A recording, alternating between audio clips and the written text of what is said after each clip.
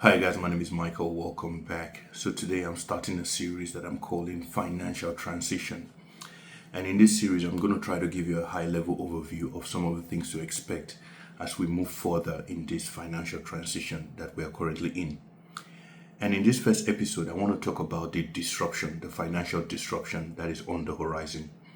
Now, a lot of people might call this a black swan event. Some people might call it a global financial crisis. There's so many names for it. But if I wanted to give it a name, what I would call it is the financial dismantle, right? The dismantling of the current financial system, because that is what I believe is going to occur in the disruption that is on the horizon.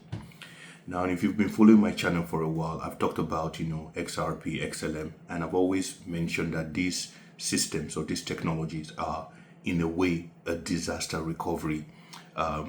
They're in disaster recovery position. Basically, they're just waiting for a disaster for them to come alive, in my own opinion.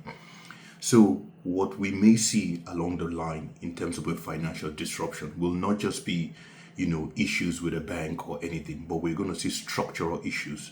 We're talking about issues to critical financial infrastructures, right?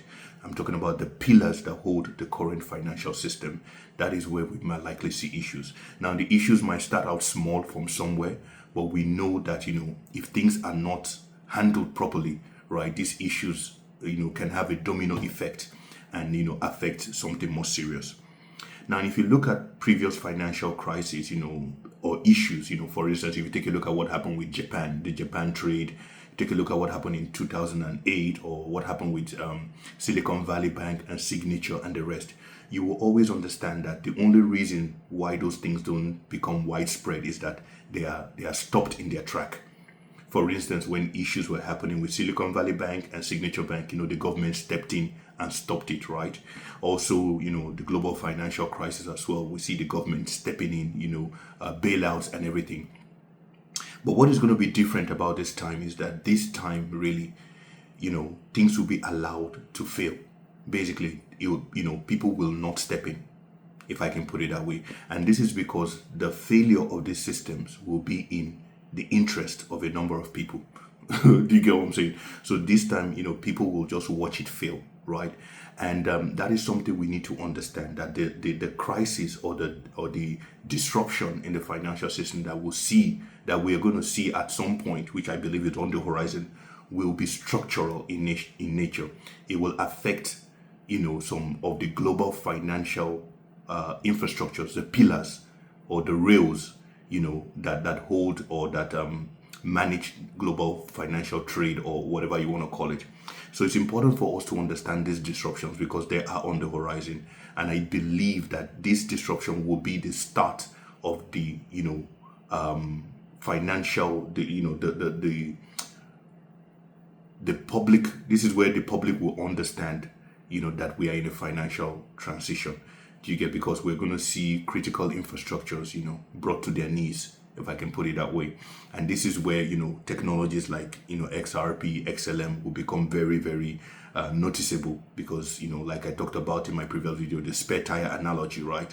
You never know the usefulness of the spare tire until you've got a flat tire. So it's important for us to keep this at the back of our mind because some of these disruptions that are on the horizon will affect it will affect people, right? It will affect us in a way. So that is why it's important, why you're keeping your eyes on crypto and all these things. It's important that you brace, you understand, what is happening holistically and know how to protect yourself rather from this disruption so that, you can take advantage of the opportunities. So we're going to see structural issues with the global financial system. And these issues will be presented in such a way that it cannot be fixed. The only way out is to move to something new. That is the way it will be presented publicly. Remember in the past, when we see issues in the financial system, there's always a solution, there's always a patch.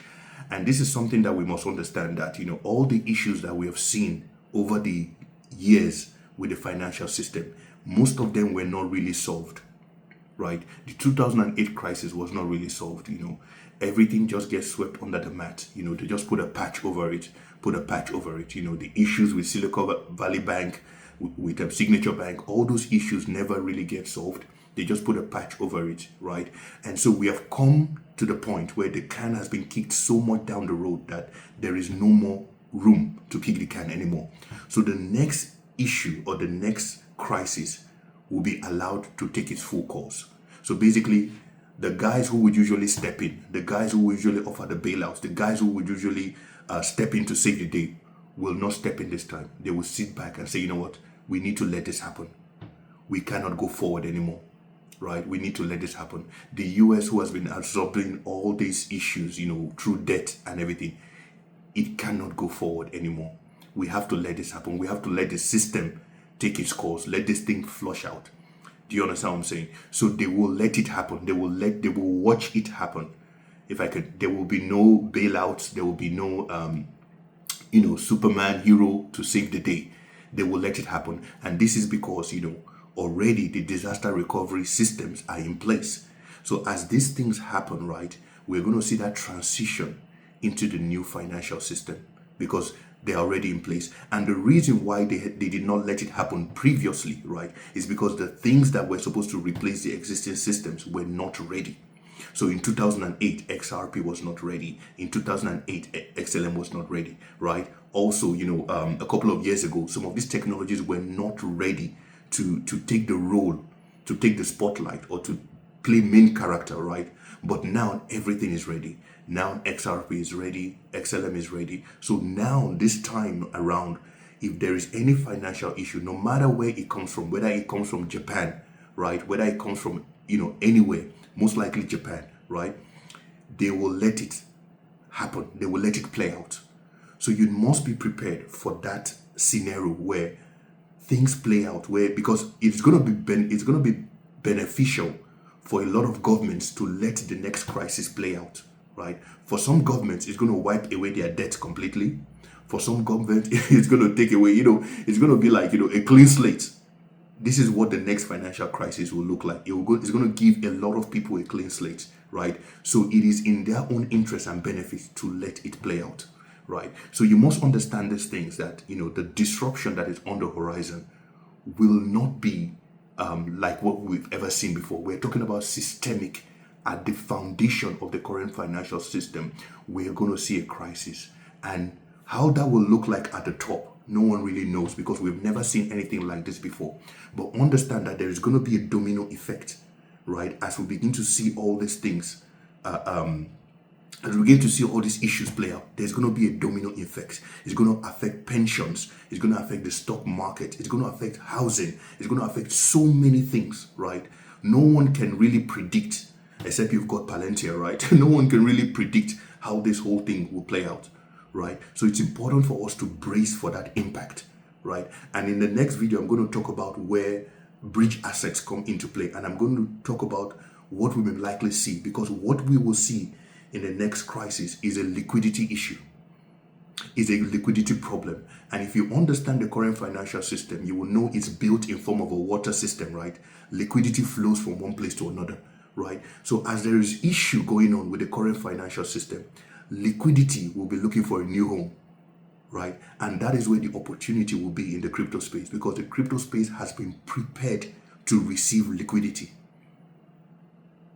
Do you get what I'm saying? So it's important for us to understand things holistically. Don't just focus on, XRP and XLM. Those things they play a role in the new financial system, but they are not everything, right? So it's important to always go on a higher level to look at things downwards to see, okay, what role is XRP going to play? What role is XLM going to play? What role is Lunar Classic going to play in the future? Do you get what I'm saying? So it's important for us to look at things from that high level point of view so that we can get a good understanding of what is happening. Because like I always say, we need to brace and prepare for the disruptions so that we can position and take advantage of the opportunities. Anyway, guys, I just thought I'd bring bring this to your attention. If you like videos like this, subscribe to the channel, click on the notification bell, and I'll see you in the next episode. Bye for now.